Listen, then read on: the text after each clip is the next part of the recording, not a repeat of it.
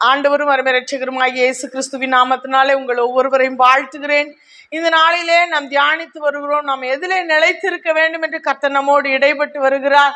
நேற்றைய தினத்திலே முந்தின நாளிலே 2 நாட்கள் நாம் தியானித்தோம். அவருடைய உபதேசத்திலே நிலைத்திருக்க வேண்டும், அவரிலே நிலைத்திருக்க வேண்டும்.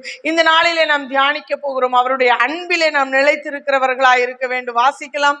யோவான் 15:9. பிதா என்னில் அன்பாயிருக்கிறது போல நானும் உங்களில் அன்பாயிருக்கிறேன். என்னுடைய அன்பிலே நிலைத்திருங்கள்.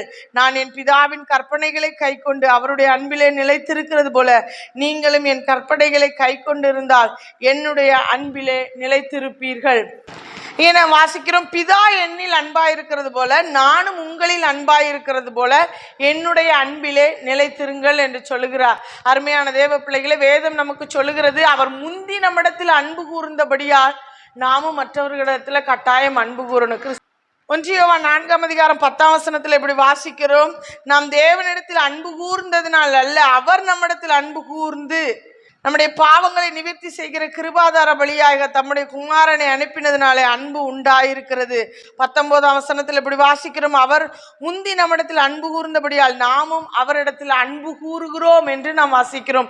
அருமையான தேவ பிள்ளைகளை, முதலாவது அவர்தான் நம்மிடத்தில் அன்பு கூர்ந்தார். அதனாலதான் தன்னுடைய ஒரே பேரான குமாரனை இந்த பூமிக்கு அனுப்பி நம்முடைய பாவங்களுக்காக சிலுவையிலே ஒப்பு கொடுக்கும்படியான ஒரு பாக்கியத்தை கர்த்தர் நமக்கு தந்தார். அதனாலதான் நம்ம இவ்வளோ பெரிய மீட்பை பெற்றிருக்கிறோம். அதனாலதான் நாம் அவரிடத்தில் அன்பு கூறுகிறோம்.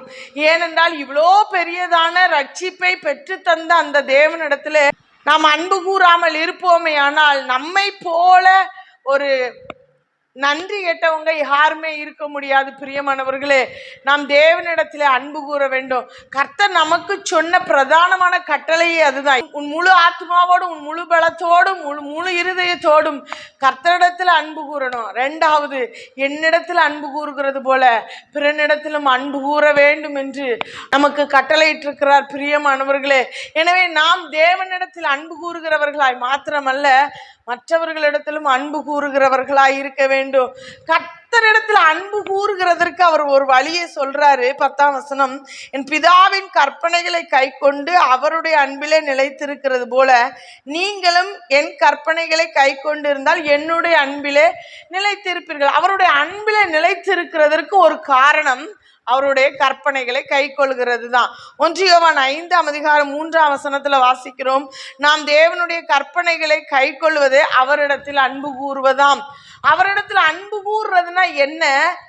அவருடைய கற்பனைகளை கை கொள்ள வேண்டும். அதைத்தான் வேதம் நமக்கு சொல்லுகிறது. அவருடைய கற்பனைகளை கை கொள்றதுன்னா என்ன? அவர் நமக்கு எழுதி கொடுத்திருக்கிறார் 2 ஏற்பாடுகளை. இந்த ஏற்பாடுகளில் சொல்லப்பட்ட, இந்த வேதத்தில் சொல்லப்பட்ட எல்லா காரியங்களையும் கற்பனைகளையும் கை கொள்ளும் போது நாம் தேவனை நேசிக்கிறவர்களாய் இருக்கிறோம். இயேசு தம்முடைய சீஷர்களை பிரதானமான மனுஷனாகிய பேதுருவை பார்த்து கேட்கிறார், என்னிடத்தில் அன்பா இருக்கிறாயா? என்னை நீ நேசிக்கிறாயா? 3 முறை கேட்கிற. ஆமாண்டவரே, நான் நேசிக்கிறேன், நான் உமகிட்ட அன்பா இருக்கிறேன் சொல்லி பார்த்தான். கடைசியில் சொல்றான், நான் அன்பா இருக்கிறது உமக்கே தெரியும் அப்படின்னு சொல்லிடுறான். எவ்வளோ ஒரு டீப்பான உரையாடல் பாருங்களேன். ஒருவேளை இது நமக்கு சாதாரணமாக வாசிக்கிறது போல இருக்கலாம். அந்த நேரத்தில் மனங்கசந்திருக்க கூட தெரியும், நான் எந்த அளவுக்கு நான் ஆண்டவரை நேசிக்கிறேன், ஆனாலும் அன்பா இருக்கிறேன்னு என்னை பார்த்து கேட்கிறாரேன்னு கூட மனவேதனை பட்டிருக்க வாய்ப்பு உண்டு. ஏன் அப்படின்னா, அவருடைய நாட்கள்ல நீங்க பாத்தீங்க அப்படின்னா இயேசுவுக்கு எதுவும் நேர்ந்துடக்கூடாது அப்படிங்கிறதுல கண்ணும் கருத்துமா இருந்தவர் இந்த பேதுரு. கடைசியில இயேசுவையே மறுதளிச்சதுனால உயிர் தெழுந்த பின்பு அவர் கேட்கிறாரு, நீ என்கிட்ட அன்பா இருக்கிறியா? இல்ல முன்னையே போல அன்பா இருக்கிற மாதிரி நடிச்சிட்டு கடைசியில என்ன மறுதளிக்கிற வாழ்க்கை வாழ்வியா அப்படிங்கிற மாதிரி ஒரு கொஸ்டினை கேட்கிறாரு. ஆனா இதை புரிந்து கொண்ட பேதுரு சொல்றாரு, அது உமக்கே தெரியும் ஆண்டவரே, நான் அன்பு கூர்ந்தேன் தான், ஆனா மறுதளிச்சிட்டேன் தான், ஆனா மறுபடியும் வந்திருக்கேன். இனி உம்முடைய அன்புல இருந்து நான் மாறவே மாட்டேன், உண்மை நேசிப்பேன், நான் உண்மையில அன்பு கூறுவேன் அப்படின்ற மாதிரி அங்க பதில் சொல்றாரு. உடனே தான் சொல்றாரு, என் ஆட்டுக்குட்டிகளை மேய்ப்பாயாக, என் ஆடுகளை மேய்ப்பாயாக. அப்போஸ்தலர் எல்லாரிலும் பிரதானமானவனாய் கருதப்படுகிற அளவுக்கு பேதுருவின் மேல இயேசு அன்பு கூர்ந்தார். பேதுருவும் இயேசுவின் இடத்தில் அன்பு கூர்ந்தார். நீங்க பெந்தேகோஸ்தே நாட்களில பார்க்கலாம், 11 பேரோடும் கூட எழுந்து நின்று என்று நம்ம வாசிக்கிறோம். அப்போ பேதுரு தான் முதன்மையா அங்க எழுந்திருக்கிற காரணம் என்ன? கிறிஸ்துவின் மேல் இருந்த அன்பு. இன்னைக்கு நம்ம எப்படி இருக்கிறோம்? கிறிஸ்துவின் மேல அன்பு செலுத்துகிறவர்களா இருக்கிறோமா? அன்பு செலுத்துறேன்னு சொல்லிட்டு நாம் பொய்யராய் இருக்கக்கூடாது. பிரியமானவர்களே, 1 யோவான் 4:20 வாசிக்கிறோம், தேவனிடத்தில் அன்பு கூறுகிறேன் என்று ஒருவன் சொல்லியும் தன் சகோதரனை பகைத்தால் அவன் பொய்யன். தன் கண்ட சகோதரனிடத்தில் அன்பு கூறாமல் இருக்கிறவன் தன் காணாத தேவனிடத்திலே எப்படி அன்பு கூறுவான்? தேவனிடத்தில் அன்பு கூறுகிறவன் தன் சகோதரனிடத்திலும் அன்பு கூற வேண்டும் என்கிற இந்த கற்பனையை அவராலே பெற்றிருக்கிறோம். நம்ம முதல்ல பார்த்தோம், இயேசுவினிடத்தில் அன்பு கூறுறதுன்னா என்ன? அவருடைய கற்பனைகளை கை கொள்றது. அப்படின்னா அவருடைய கற்பனைகளை கை கொள்றதுனா கண்ட சகோதரனிடத்தில் அன்பு கூற வேண்டும் என்கிற கற்பனையும் நாம் அவரிடத்தில் பெற்றிருக்கிறோம். அதனால நாம் மற்றவர்களை நேசிக்கிறவர்களா இருக்க வேண்டும். நம் உடன்பிறப்புகளை மாத்திரமல்ல, மற்றவர்களையும், கிறிஸ்துவுக்குள்ள உடன் பிறந்தவர்களையும், புறஜாதி ஜனங்களையும், நம்ம பார்க்கிற எல்லா மனிதர்களையும் நேசித்து கிறிஸ்துவின் அன்பை நாம் வெளிப்படுத்துகிறவர்களா இருக்க வேண்டும். யாக்கோபு எழுதுகிறார், இப்படியே ஒருவரிடத்தில் ஒருவர் அன்பாய் இருந்து கிறிஸ்துவின் பிரமாணத்தை நிறைவேற்றுங்கள் என்று சொல்லுகிறார். அருமையான தேவ பிள்ளைகளே, நாம் அவருடைய கற்பனைகளை நிறைவேற்றுகிறவர்களாய் வாழுவோம். அவருடைய அன்பிலே நிலைத்திருப்போம். கர்த்தர் நம்மை ஆசீர்வதிப்பார். ஜெபிப்போமா? அன்பின் பரலோக பிதாவே, உம்மை நன்றியோடு ஸ்தோத்திரிக்கிறப்பா.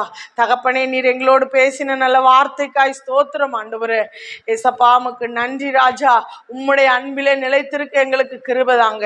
உம்முடைய கற்பனைகளை கை கொள்ள கிருபைதாங்க. உம்மிலே நிலைத்திருக்கிற நாங்கள், உம்முடைய அன்பிலே நிலைத்திருக்கிற நாங்கள் கண்ட சகோதரனிடத்தில் அன்பு கூற எங்களுக்கு கிருபைதாங்க. நாங்கள் வேத வசனத்தில் வாசிக்கிறோமே ஆண்டவரே, சகோதரனிடத்தில் அன்பு கூறலைன்னா நாங்கள் உண்மை அன்பு கூறுகிறோன்னு சொல்லி பொய் சொல்றவங்களா இருக்கிறோம்ப்பா. ஆண்டவரே, அந்த மாதிரியான மாய்மாலமான காரியம் எங்களுக்கு வேண்டாம். மற்றவர்களிடத்திலும் அன்பு கூற எங்களுக்கு கிருபைதாங்க. உன்னுடைய கரங்களில் தாழ்த்தி அர்ப்பணிக்கிறோம். இயேசு கிறிஸ்துவின் மூலம் ஜெபம் கேளு நல்ல பிதாவே. ஆமேன், ஆமேன்.